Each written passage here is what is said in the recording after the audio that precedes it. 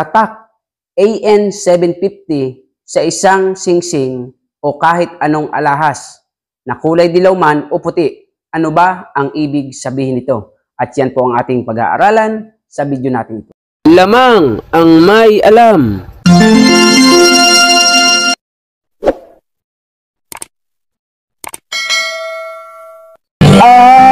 Lamang ang may alam.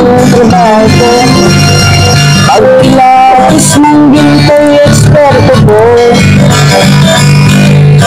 Magandang panahon po sa inyo mga kaibigan ko dito sa ating channel, More Than Treasures. Kumusta po kayong lahat at nawa po ay nasa mabuti kayong kalagayan at ligtas po sa anumang sakit at karamdaman. Sa lahat ng binagyo, nawa ay nasa mabuti po tayong kalagayan. So sa video po natin ito ay ating sasagutin, tatalakayin ang katanungan ng isa nating masugid na taga-subaybay na si Ma'am Anilo. Shout out po sa inyo, Ma'am Anilo. Ganito ang kanyang katanungan.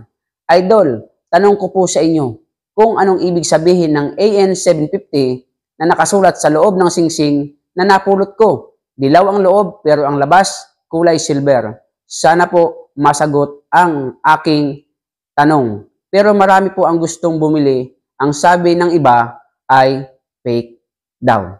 So, ganyan po ang kanyang katanungan. Nakapulot po siya ng isang singsing na ang kulay daw po sa labas ay kulay puti at sa loob naman po ay kulay dilaw.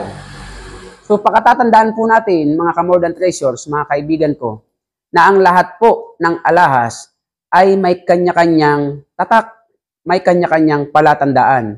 Yung iba nga po, EU750, na po, JF750, merong Italy 750. Ngunit ang tanong niya at ang kanyang napulot na alahas, ang tak daw po ay AN750.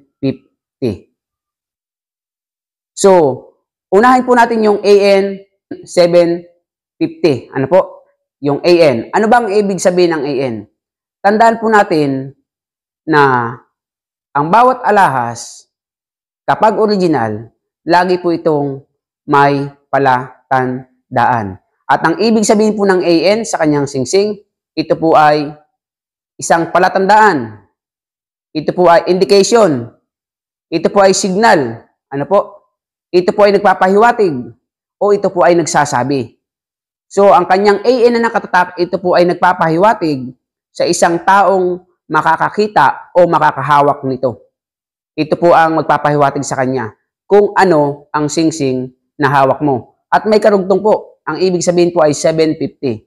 So, ang 750, kapag po sa tatak ng mga alahas, yan po ay 18K. So, ibig sabihin po ng 750, yan po ay 18K. At yung AN naman ay nagsasabi o nagpapahiwatig.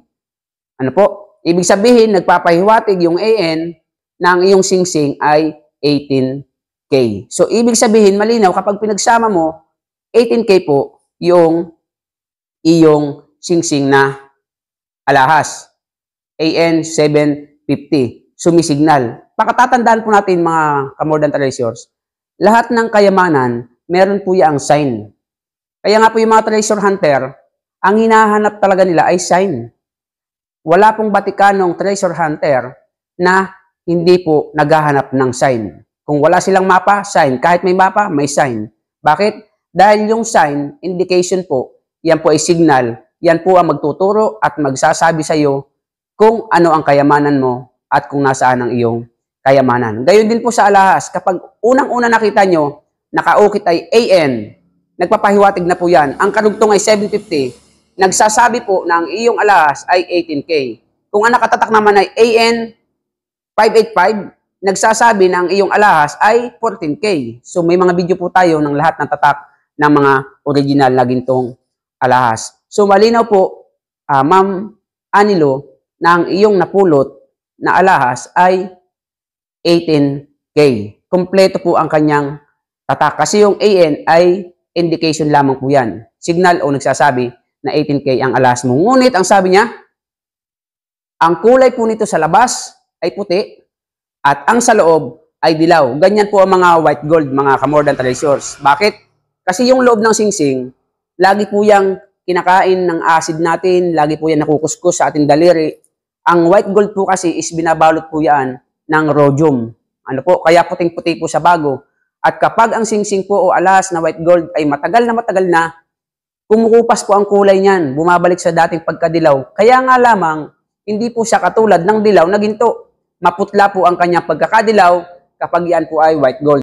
Kaya magtataka ka minsan, bakit kaya itong aking bracelet kwintas, singsing ay kulay puti, pero maputla, madilaw-dilaw. Ganyan po ang kulay ng mga original na white gold. Kung bagong-bago naman, puting-puti po yan. At ang sabi pa niya, marami daw ang gustong bumili. Pakatatandaan niyo po mga ka-modern treasures, ang isang mamimili ng kalabaw, ang isang mamimili ng baboy, ang isang mamimili ng isang gamit, hindi po yan bibili ng peke. Alanganin, bumili ako ng kalabaw na rebulto, baboy na rebulto, ano po, o piggy bank, ano po, buti kung marami gintong laman yung piggy bank ko. Lagi nating pakatatandaan na hindi po yan bibili ng fake. Okay?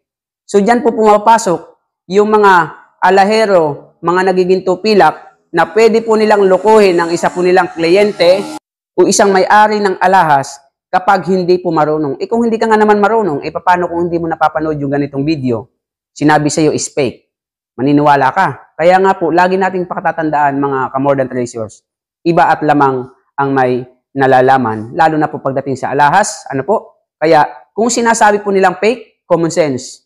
Fake, bakit nila bibilhin? Ano sila, nagpapalugi? Ano po? Once na binili ng isang alahero, magiging tupilak ang isang alahas, kahit sabihin nilang fake, wag po kayong maniniwala na hindi yan kikita.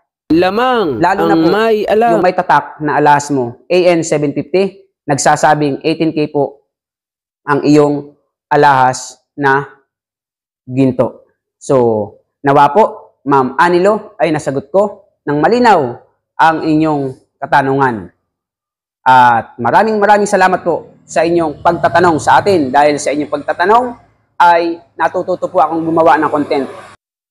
Kaya kung kayo may kailangan, huwag mahihiyang magtanong. Basta't usapang alahas po na may kinalaman sa ating channel, More Than Treasures, hindi ko po kayo aatrasan. Basta usapang alahas po, serbisyong totoo lamang po, nakatutok po tayo 24 oras. Sa mga bagong dating, kung nagustuhan niyo po, pakisubscribe ang ating channel, pakihit niyo po notification bell, lagay niyo po ay on upang lagi kayong update sa ating mga bagong video. At kung nagustuhan niyo nga, like and share sa ating mga kaibigan na mahilig po sa alahas, ano po, upang sila ay magkaroon din ng knowledge about po sa mga alahas. Kung may katanungan, comment po kayo sa comment section. Sa mga baguhan, very welcome po kayo sa ating More Than Treasures na bahay. At sa mga datihan ng supporter ko, I'm proud of you. Manatili po kayo dyan. Tulungan nyo akong lumago ang ating tahanan. See you on my next video. God bless po. Lamang ang may alam. Pagkilapis ng ginto'y eksperto po. Kung sa mga tatak, dati sa lidoy, alam ko ang peke at totoo.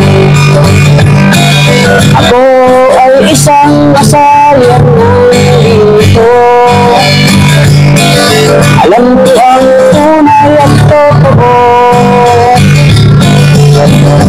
Kung usapan ay alas lang, yan ay kaya namin patunayan.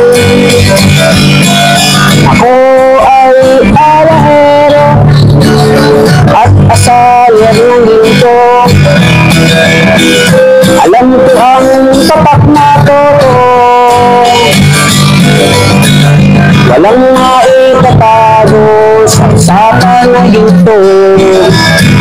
Agad ang alahero, eksperto sa ginto.